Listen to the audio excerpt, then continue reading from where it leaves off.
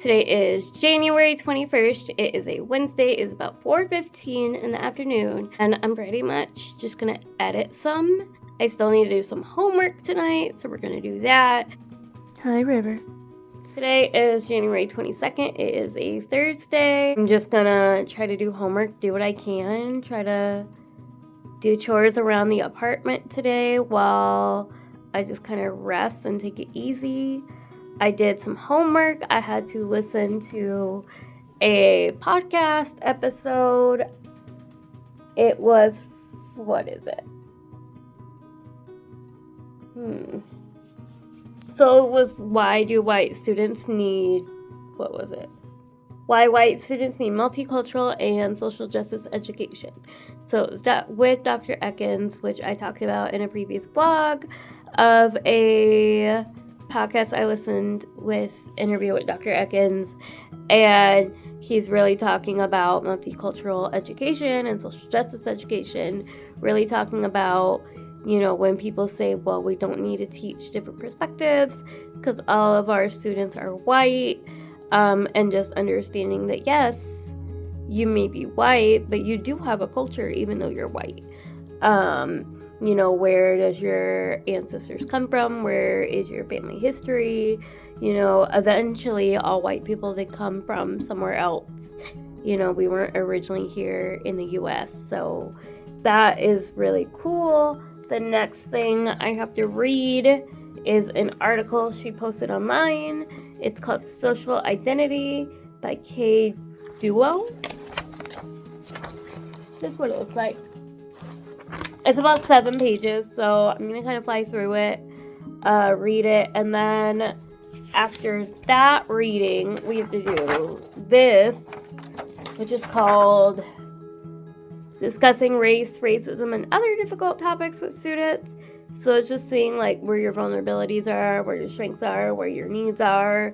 It's just a general self-assessment of where are you at with having these difficult conversations about race, sexism, ableism, xenophobia, all these things, where are where are the vulnerabilities with it, where are my strengths with talking about it, what do I need, the vulnerabilities, it looks like, things like, I don't know enough about issues described here, am I allowed to lead a conversation on this topic, whatever. Before I became a teacher, I got both a bachelor's and a master's in gender studies. So a lot of this, looking at yourself and very much checking your privilege. But checking your privilege, looking at oppressions versus privileges, not versus, but looking at your identity as a whole kind of thing is something I've gotten a lot of practice doing, which is really great. So at least this part of the class isn't the hard part for me, where I know it is the hard part for some of my coworkers or some of my classmates. A lot of my classmates are white, just like me, and, they can't get past in gym class, we don't separate by boys and girls. And I'm like, y'all got a long way to go if you can't get there.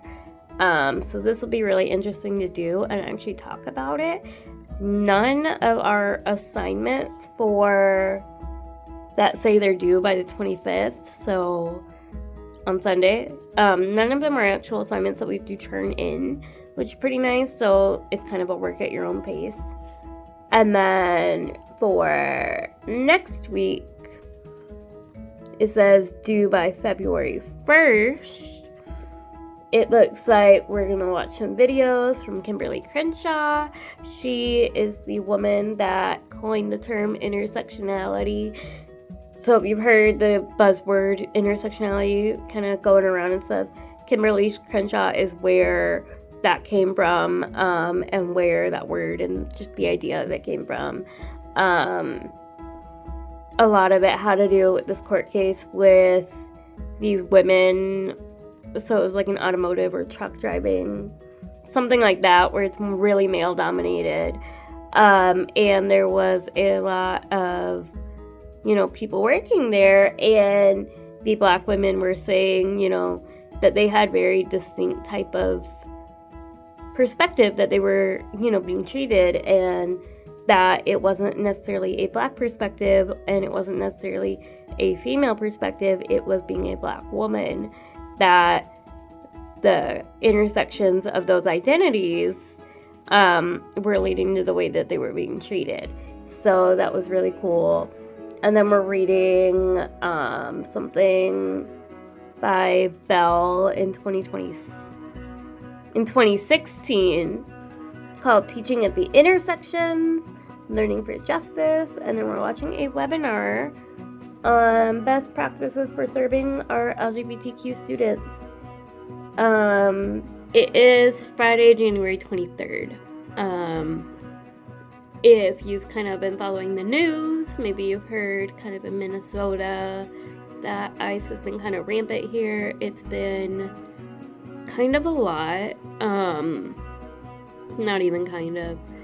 First, it was the shooting of Renee Good, and we just found out that she didn't die instantly, that she lived for 8 more minutes afterward while her wife was there screaming for help, and ICE would not let her go and get, medical attention so she could have lived.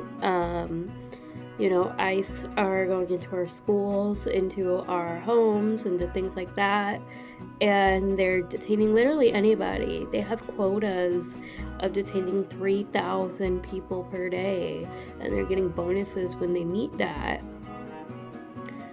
And there's been a lot of peaceful protesting here in Minnesota. The problem is, because I am disabled, I don't really protest anymore. I used to in early college, and as things have gotten worse, as tactics at fear tactics at protests have gotten worse, I just can't really go. So what I've been doing is sharing kind of news reports in my Instagram stories and posting on socials about it and all that, kind of taking that reporter role. But it's not good in Minnesota. Every time you drive down the road, there's abandoned cars everywhere. There's it's like the car you see has been smashed in and they've been abducted. And then yesterday, or 2 days ago, and we all heard about it yesterday, a little 5-year-old boy, he was used as bait to get his mom out of the house so ICE could detain his whole family. We don't know if he's home or when he's gonna get home, if he's gonna get home. There are reports of ICE agents, essaying women for a chance to see their children just once or twice. It's not good in the slightest. And then yesterday I saw reports of ICE being in Oklahoma, which is my home state. So I sent that news to my friends and family back home because Minnesota was ground zero for whatever's happening. And I know I don't speak up a lot about it in the vlog and all that, but I don't know. I try to keep this kind of a happier time, but in the reality is Minnesota is not a happy time right now. We're scared every time we leave our houses. We have to fear being taken by ICE. Every time I go to work, I have to fear that ICE is going to break down the doors. It's not being portrayed in social media or the news at all, really, we're seeing it in real life. I have seen a few ICE vehicles around when I've been driving, but thankfully I have been privileged enough that I have not been in the areas where things are really going to be a thing in the area, the places I'm at, but that doesn't mean it won't always be that way. So we still say Renee Good's name. We still talk about what's happening in Minneapolis, because the reality is it's not just Minneapolis. It's the suburbs, it's the whole state, it's, small towns around, and it's scary times here. And that's just kind of how it is right now. I've been home. Today is the day of the general strike of Minnesota. It should be happening nationwide, but Minnesota is the epicenter. Kind of everything going on with the ICE and them detaining people and things like that.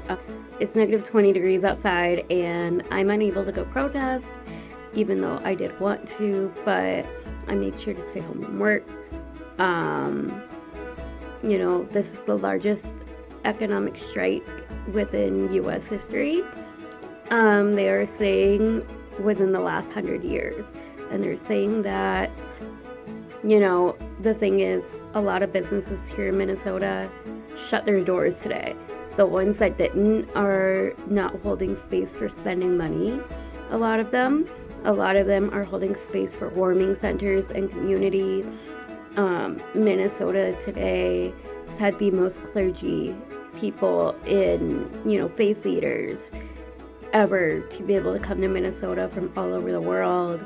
And they're at the Minnesota airport praying that ICE just leaves. So if you're like, hey, what's going on in Minnesota? That's what it is. The news isn't telling half the story, as always. Even social media isn't telling it all.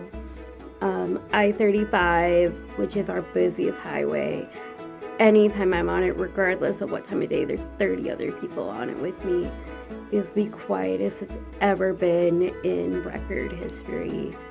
So it's really interesting to see what's kind of happening, what's going on, and what is coming from it. And at the same time, people still have to live their everyday lives, unfortunately, it's weird to do homework for school, like writing a health lesson plan, when what's happening outside the door, really. It's insane. And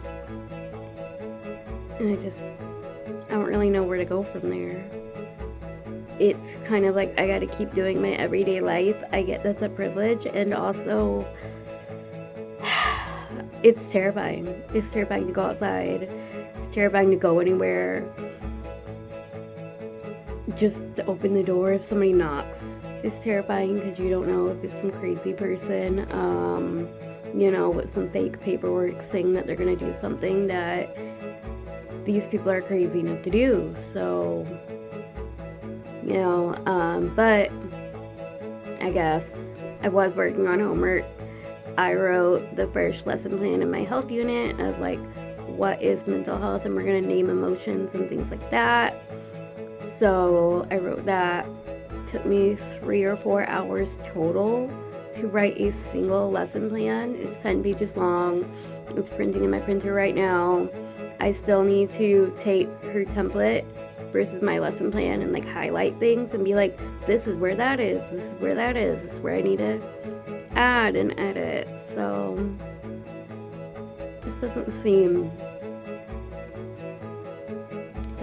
really,